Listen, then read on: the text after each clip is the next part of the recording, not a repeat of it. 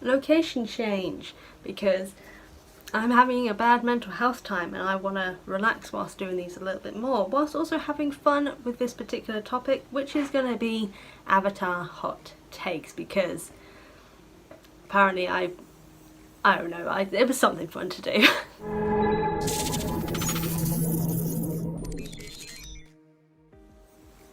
Alright, so some of these hot takes are mine, and yes, I'm having my lunch at the same time, don't judge me, it's a cheese string, everyone loves a cheese string. So, the hot takes are going to be some of my viewers who commented on in my Discord or on the community page, but some of them are going to be mine as well, so let's get to it. First up, Book 2 beginnings part. So Book 2 as a whole, this person says, was actually really great, and honestly I can agree with it. Airspeed Prime, who is another YouTuber who I'll link below, has kind of changed my opinion on Book 2 in general, but they say that the beginnings episodes were the weak part of season 2. Now I don't agree personally, because I actually really like beginnings, but I did watch Hello Future Me's beginnings video about why it's a problem, and I agree with a lot of his points, so I can see it. Lava bending over blood bending. Now lava bending is really cool, but I think blood bending, it's just, there's so much more possibilities with blood bending, so I don't agree with that, but I think lava bending is just awesome. But yeah, I just, blood bending, there's more to do with it. Korra's story was more interesting. Yes it was. Although Kyoshi's story from the novels has gained my interest more. So if we're going to be including the Kyoshi novels, I would say that Kyoshi's story is a lot more interesting than both Aang and Korra's. But out of Aang and Korra, I'd say that Korra's story is more interesting to me.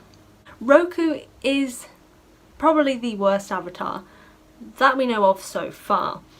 For me, it's because, like, he's the reason for the 100-Year War. Like, he did nothing for his entire Avatarhood that we know of. Again, thus far, Kuruk used to be the worst, but now we know a lot more about him.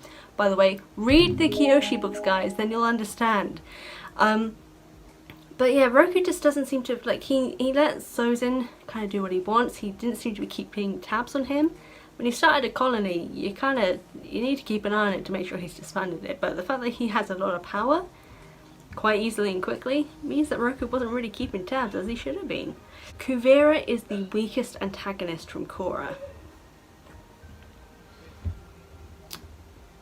I can kind of see that, because she was sort of like that base. She was like Ozai, but Ozai was actually a better backstory and sort of motivation. Because Ozai, I think, is the worst villain, because he doesn't seem like he's just a big bad. That's all he's like the Dark Lord sort of situation. Whereas Kuvira is that, but she also had like reasons for what she was doing and like motivation. But out of the whole, yeah, I can agree with that actually. This is one. Iroh isn't my favourite character, and there's also a few people who said this actually. Not the favourite character, and they're not too fussed by him. He's definitely not my favourite, but I have a personal connection in that, like, I've got his phrases tattooed on me. I'm getting another one done, so I think he's good in terms of that philosophical side of things. But as a character, other than being that guide for some of our main peeps, he doesn't really do that much. So I can see him as not being a favourite character, because he's just kind of there. This one I definitely agree with. The Great Divide is a great episode. Now, I listen to a lot of Avatar podcasts, and Beyond Bending did a discussion to do with the Great Divide and why it's an interesting episode. And it's to do with like Aang's ability to diffuse situations and kind of find ways around taking the full head approach, similar to what he does with Ozai. So it's sort of a setup for how the final battle is going to go. He's going to find a way around it. And I like that. So I like the Great Divide really. I'd say Barter of the Water Tribe is the one that I really don't like. That's the only episode that I would consider hating from Avatar: The Last Airbender. Both shows have a lot of Deus Ex Machina moments. That's true, and honestly I think Avatar has a lot more. As in Avatar: The Last Airbender, I mean, has a lot more, but they definitely have a lot of them, both shows have a lot of them in general.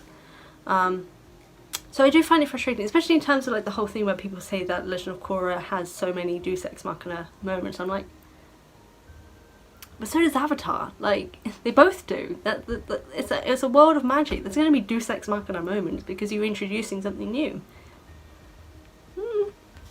Oh, straight up, I'm going to have to disagree with this one. The movie wasn't that bad. It was.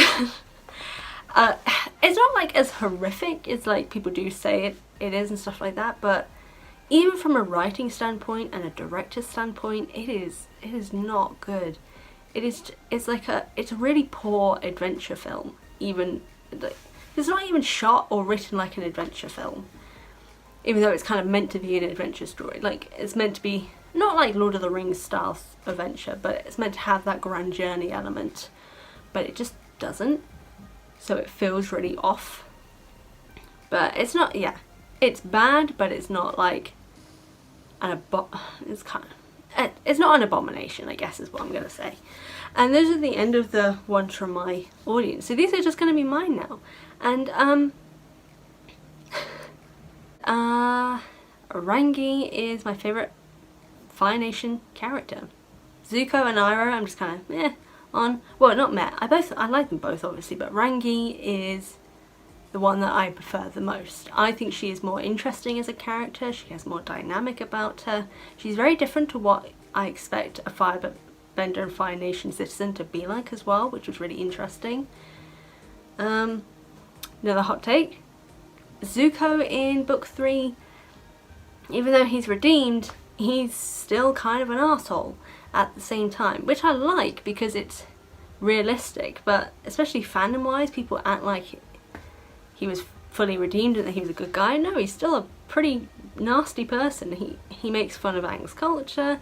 He initially only wants to help Katara so she'll like him, not because he actually wants to help her.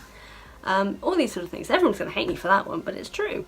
Book 3 in general, actually, for that, book 3 has some of the best episodes, but as an overall season for Avatar: The Last Airbender, it is not the most consistent in good episodes. There are many that I can easily write off as not particularly important or interesting or give anything to the story. They're just a little bit, it's just inconsistent. There are some really good ones, like Day of Black Sun, like Southern Raiders, like obviously the 4-part finale.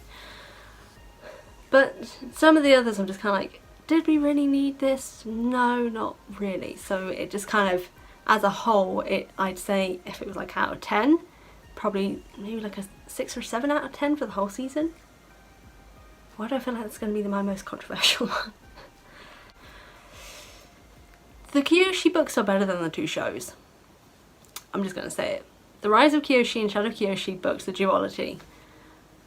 Best fight scenes, best characters, best story, most interesting story, and it's frustrating that so many people haven't read them, but they are, in my opinion, better than the 2 shows. I said what I said.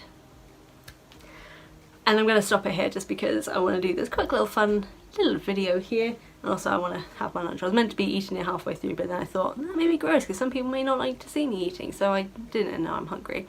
So I'm going to go eat. I hope you guys have a great day. Be sure to go click the subscribe button and the notification bell. Leave a comment with your hot takes. Be kind in the comments as well because I have feelings, guys. Be sure to follow me on all my social media. Check me out on Patreon if you would like to. And yeah, I hope you guys have a great rest of your day.